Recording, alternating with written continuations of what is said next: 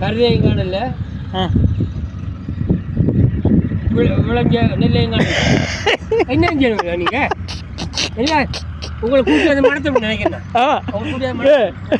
என்ன செஞ்சீங்க நீங்க? எனக்கு எப்படி ஆச்சரியம் வைக்கிறாப்பா? எனக்கு வயல கருதை காணல.